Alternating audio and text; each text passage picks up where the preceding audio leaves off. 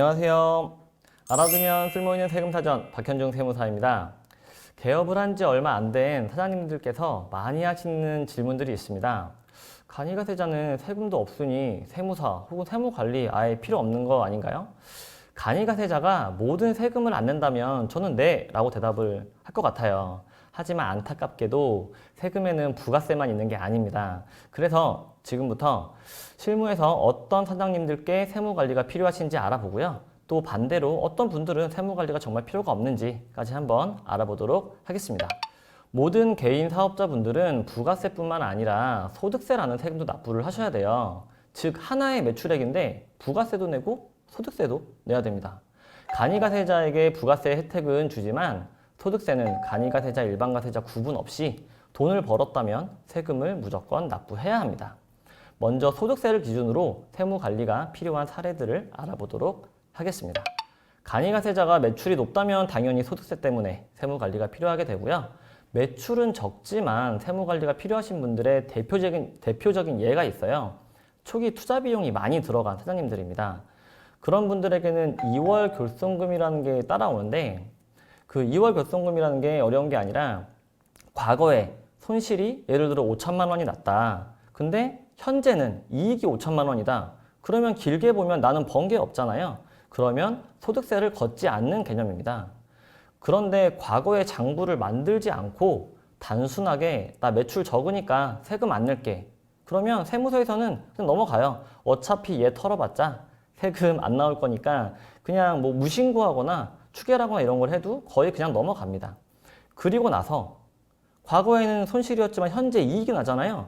그러면 이익 난 거에 대해서는 칼같이 세금을 다 받아가요. 장부를 만들지 않는다면 그거에 대해서 과거의 손실을 증명하지 못하면 세금 쪽에서는 손해를 보게 되는 일이 발생하는 것입니다. 이거는 제가 지금 이 부분을 더 말씀드리고 싶은데 이는 똑같은 사업을 계속 유지하지 않아도 괜찮아요. 지금 개인 사업자를 위주로 설명드리다 보니까 우리는 주민번호로 계속 가는 거잖아요. A라는 사업을 계속 하고 있었는데 3년 내내 적자였던 거예요. 진짜 뭐 한 2억, 3억 정도 안 돼가지고 폐업을 합니다. 근데 진짜 이제는 마지막이다 라고 또 새로운 사업을 이제 B라는 사업을 했는데 그게 대박이 난 거예요. 그러면 그것도 A라는 사업에서 손실이 크게 난 것도 B라는 사업에서 이익 난 것도 상계 처리를 해가지고 세금을 안 낼 수도 있는 겁니다. 그러니 초기 투자 비용이 너무 높지만 후에 반드시 이익이 발생할 수 있다면 조금 힘든 시기에도 세무 관리가 꼭 필요하다고 할 수 있을 것 같습니다. 직원을 고용하는 경우에 꼭 세무 관리를 받으시라고 말씀드리고 싶어요. 간이든 일반이든 사업을 하시면서 직원을 고용하면 직원의 인건비 신고 문제가 제일 큰 걱정거리 중에 하나입니다. 직원을 이거 3.3% 프리랜서라는 게 있는데 그걸로 해야 되는 건지 4대 보험을 가입해야 되는 건지 아니면 나는 지금 가족들이랑만 하고 있는데 우리 가족은 4대 보험을 들 수 있는 건지 등등 고려할 게 너무나 많아요. 실제로 세무사 사무실에서도 인건비 업무가 가장 많은 비중을 차지할 만큼 손이 많이 가고 복잡한 상황입니다. 그러면 사장님들은 그래요. 다 복잡하니까 직원한테 이렇게 말하는 거죠. 우리 4대 보험 이런 거 하지 말고 그냥 편하게 하자. 너도 4대 보험 하면은 월급 줄어드는 거 싫잖아. 이렇게 하시죠. 그러면 많은 직원분들이 일할 때는 그냥 뭐 알겠다고 합니다. 하지만 후에 퇴사할 때쯤 청구서가 하나 날라오는 거죠. 직원이 최저임금, 퇴직금, 주휴수당, 근로계약서, 휴게시간, 임금명세서 등 갑자기 직원분이 너무 박사가 되어서 나타나요. 그거에 대해서 지금까지 못 받은 거 한꺼번에 달라고 요구하는 경우 저희 세무사 사무실에서는 너무 많이 봤습니다. 이게 실무에서 100% 다 지켜가면서 업무를 하긴 힘들어요.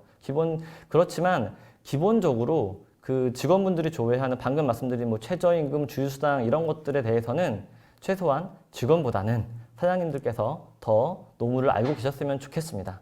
이거에 대해서 당연히 대표님이 공부할 게 아니라 세무사 혹은 노무사에게 문의를 해보시는 게 좋을 수도 있겠죠.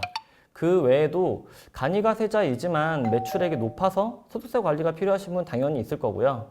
그리고 금융기관과 거래가 많다가 보면은 신용도가 높아야 되는데 장부 만드는 것 자체가 신용도를 높게 만들어 줄 수도 있습니다. 그리고 간혹 이거는 뭐 정말 특이 케이스인데요. 공공기관과 거래를 하는 분들의 경우 복식부기로 꼭 장부를 해야만 거래가 이루어지는 경우도 있으니 참고하시면 될 것 같습니다. 그럼 반대로 세무 관리가 필요 없는 분들에 대해서 말해 볼게요. 뭐 사장님 스스로 세금 신고도 알아서 할 수 있고 노무 관리까지 할 수 있다? 그러면 뭐 당연히 필요가 없죠. 오히려 그분이 세무사하고 노무사 하셔야겠죠.